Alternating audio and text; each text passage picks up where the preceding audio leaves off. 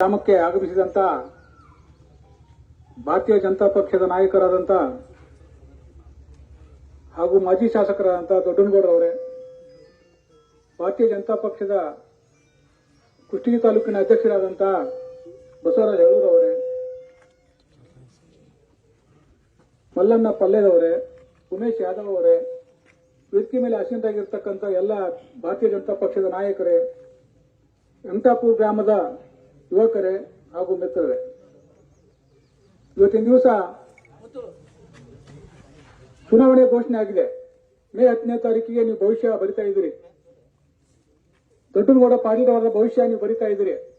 ಅವ್ರ ಭವಿಷ್ಯ ಬರೆಯುವುದು ನಿಮ್ಮ ಹಸ್ತದಲ್ಲಿದೆ. ನೀವು ಹೋಗಿ ಯಾವ ಬಟನ್ ಓದ್ತೀರಿ, ಅದ್ರ ಮೇಲೆ ನಿಮ್ಮ ಗ್ರಾಮ ಅಭಿವೃದ್ಧಿ ಆಗುವಂತ ಒಂದು ಮುನ್ಸೂಚನೆ ಕಾಣ್ತದೆ.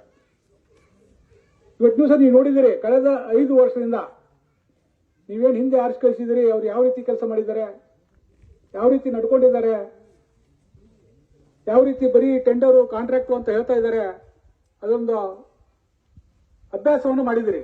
ಇದು ನಾ ಹೇಳ್ತಾ ಇರೋ ಮಾತು ನಿಮ್ಮ ಯುವಕರಿಗೆ ಅರ್ಥ ಆಗುತ್ತೆ. ನಮ್ಮ ನರೇಂದ್ರ ಮೋದಿ ಅವರು ಹೇಳ್ತಾರೆ, ಪ್ರಧಾನಮಂತ್ರಿ ಅವರು, ನಮ್ಮ ದೇಶ ಬದಲಾವಣೆ ಮಾಡೋ ಶಕ್ತಿ ಯಾರಿಗಿದೆ ಅಂತಂದ್ರೆ ಯುವಕರಿಗೆ. ನೀವು ಎಷ್ಟೋ ಯುವಕರು ಇದ್ರಿ ಇವತ್ತು ದಿವಸ. ನೀವು ಇಲ್ಲಿ ಬಂದು ಬರೀ ನಮಗೆ ಒಂದೇ ಹೊಟ್ಟೆ ಹಾಕಿದ್ರೆ ಸಾಲಲ್ಲಿ.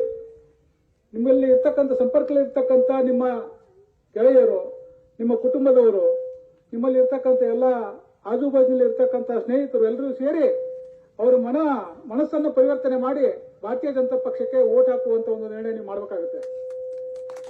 ಯುವಕರು ಬಹಳ ಮುಖ್ಯ. ಈಗ ಎಲ್ಲ ಎಷ್ಟೋ ಜನ ಯುವಕರಿದ್ರಿ. ನೀವು ಇಡೀ ದೇಶವನ್ನ ಬದಲಾವಣೆ ಮಾಡಬಹುದು, ಅಭಿವೃದ್ಧಿ ಕಾಣಲಿಕ್ಕೆ. ಇವತ್ತಿನ ದಿವಸ ನಮ್ಮ ಪ್ರಧಾನಮಂತ್ರಿಗಳ ನರೇಂದ್ರ ಮೋದಿಜಿಯವರು ಯಾವ ರೀತಿ ನಮ್ಮ ದೇಶದ ಕಡೆ ಎಲ್ಲ ಜಗತ್ತು ನೋಡ್ತಾ ಇದ್ದಾರೆ,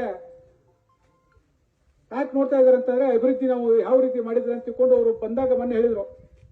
ಮೊನ್ನೆ ಬೆಂಗಳೂರಿಗೆ ಬಂದು ಎಷ್ಟು ಹಲವಾರು ಕೋಟಿ, ಸಾವಿರಾರು ಕೋಟಿಯ ಕಾಮಗಾರಿಗಳನ್ನ ಉದ್ಘಾಟನೆ ಮಾಡಿ ಹೋಗಿದ್ದಾರೆ.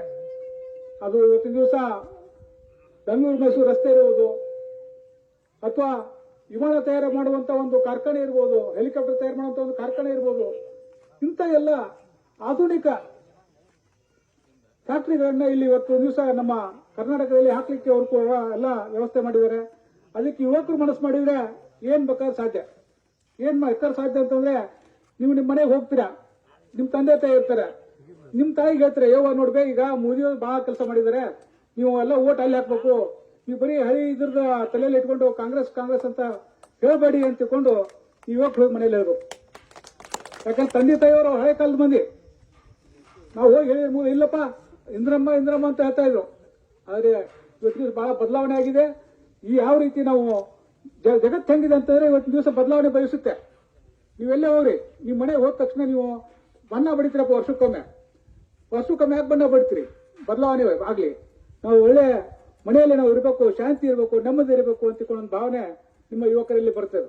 ಅದಕ್ಕೋಸ್ಕರ ಯುವಕರು ಬದಲಾವಣೆ ಆಗ್ಬೇಕು. ನಾವು ಇವತ್ತು ದಿವಸ ವೆಂಕಟಾಪುರ ಗ್ರಾಮದಲ್ಲಿ ನಾನು ಹೇಳ್ತಾ ಇರೋದು ಏನಂದ್ರೆ, ಹಿಂದೂ ಜನಾಂಗರು ಈ ಗ್ರಾಮದಲ್ಲಿದ್ದಾರೆ. ನಾನು ತಿಳಿದ ಪ್ರಕಾರ ಲಂಬಾಣಿಸಿದ್ದಾರೆ, ಕುರುಬರು, ಇವತ್ತಿನ ದಿವಸ ವಾಲ್ಮೀಕಿ ಜನಾಂಗದವ್ರಿಗೆ ಇವತ್ತಿನ ದಿವಸ ಬಿಜೆಪಿ ಸರ್ಕಾರ ಎಷ್ಟೊಂದು ಮಾಡಿದೆ ಕೆಲಸ. ಅದು ನಾನು ಹೇಳ್ಬೇಕಾಗಿಲ್ಲ, ಎಲ್ಲರೂ ಅದನ್ನೇ ಹೇಳ್ತಾ ಇದ್ದಾರೆ. ಮತ್ತು ಜೊತೆಗೆ ಇನ್ನೊಂದು ಏನ್ ಹೇಳ್ತಾರೆ ಅಂದ್ರೆ, ಶಾಸಕರಾದವರು ಈ ತಾಲೂಕಿನಲ್ಲಿ ಶಾಂತಿ ನೆಮ್ಮದಿಯಿಂದ ಬದುಕುವಂತ ವಾತಾವರಣ ಸೃಷ್ಟಿ ಮಾಡಬೇಕು.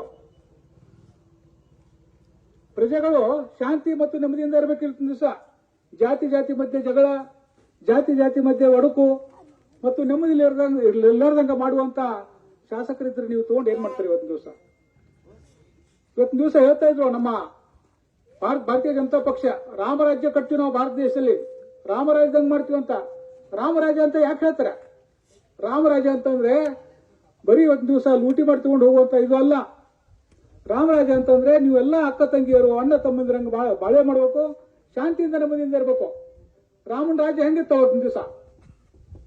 ಕಷ್ಟ ಅವತ್ತಿನ ದಿವಸ ಪ್ರಜೆಗಳ ಕಷ್ಟ ಸುಖಗಳನ್ನು ಅರಿತುಕೊಳ್ಳಿಕ್ಕೆ ರಾಮ ರಾತ್ರಿ ಹಗಲು ಕೂಡ ನೋಡ್ತಾ ಇದ್ದ. ನಮ್ಮ ಪ್ರಜೆಗಳು ಯಾವ ರೀತಿ ಇದ್ದಾರೆ, ನಮ್ಮ ಜನ ಯಾವ ರೀತಿ ಇದ್ದಾರೆ ಅಂತ ಅವರ ಕಷ್ಟ ಸುಖದಲ್ಲಿ ಪಾಲ್ಗೊಳ್ತಿದ್ದ. ಆ ದಿಶೆಯಲ್ಲಿ ಅಂತ ಒಂದು ದೃಷ್ಟಿಯಲ್ಲಿ ಮುಂಬರುವ ಚುನಾವಣೆಯಲ್ಲಿ ನಮ್ಮ ದೊಡ್ಡನಗೌಡರು ಕೂಡ ಇವತ್ತು ದಿವಸ ಭಾರತೀಯ ಜನತಾ ಪಕ್ಷ ಅಂದ್ರೆ ಗೊತ್ತು ನಿಮಗೆ, ಅದು ರಾಮನ ಒಂದು ಪ್ರತೀಕ ಮತ್ತು ರಾಮರಾಜ್ಯ ಕಟ್ಟುವಂತ ಒಂದು ಕನಸನ್ನು ಕೂಡ ನಮ್ಮ ದೊಡ್ಡನಗೌಡರು ಕೂಡ ಮಾಡಿದ್ದಾರೆ. ಅದಕ್ಕೋಸ್ಕರ ನೀವು ವೆಂಕಟಾಪುರ ಗ್ರಾಮದವರು ಎಲ್ಲ ಯುವಕರು ಯಾರ್ಯಾರು ಇವತ್ತಿನ ದಿವಸ ಬೇರೆ ಪಕ್ಷದಲ್ಲಿದ್ದಾರೆ ಅಥವಾ ಅದು ಇನ್ನೊಂದು ಪಕ್ಷದಲ್ಲಿದ್ದಾರೆ ಅವರ ಮನಸ್ಸನ್ನ ಪರಿವರ್ತನೆ ಮಾಡಿ ಭಾರತೀಯ ಜನತಾ ಪಕ್ಷಕ್ಕೆ ವೋಟ್ ಹಾಕ್ಲಿಕ್ಕೆ ನೀವು ಕನಿಷ್ಠ ಒಂದು 20 ವೋಟ್ ಆದ್ರೂ ಕೂಡ ನೀವು ಯುವಕರು ಅವರು ಮನಸ್ಸು ಬದಲಾವಣೆ ಮಾಡಿದ್ರೆ ನಮ್ಮ ದೊಡ್ಡನಗೌಡರು MLA ಆರಾಮಾಗಿ ಆಗ್ತಾರೆ ಮತ್ತು ನಿಮ್ಮ ಗ್ರಾಮದ ಅಭಿವೃದ್ಧಿಯನ್ನು ಕೂಡ ಅವರು ಮಾಡಲಿಕ್ಕೆ ತುಂಬಾ ಅಧಿಕಾರ ಕೊಟ್ಟಾಗುತ್ತೆ ಅಂತ ಸಂದರ್ಭದಲ್ಲಿ ಹೇಳಿ ತಾವೆಲ್ಲರೂ ಕೂಡ ಜಾತಿ ಭೇದ ಎನ್ನದೆ ಎಲ್ಲರೂ ನಮ್ಮವರು ಅಂತ ಹೇಳಿ ಮುಂದೆ ಬರುವ ಚುನಾವಣೆಯಲ್ಲಿ ಭಾರತೀಯ ಜನತಾ ಪಕ್ಷಕ್ಕೆ ತಮ್ಮ ಅತ್ಯಮೂಲ್ಯವಾದ ಓಟವನ್ನು ಕೊಟ್ಟು ಶಾಸಕರನ್ನಾಗಿ ಮಾಡಬೇಕಂತ ತಿಳ್ಕೊಂಡು ನಮ್ಮ ದೊಡ್ಡ ಶಾಸಕರನ್ನಾಗಿ ಮಾಡಬೇಕಂತ ತಿಳ್ಕೊಂಡು ಅಂತ ಹೇಳಿ ನನ್ನ 2 ಮಾತುಗಳನ್ನ ಮುಗಿಸ್ತಾ ಇದ್ದೀನಿ.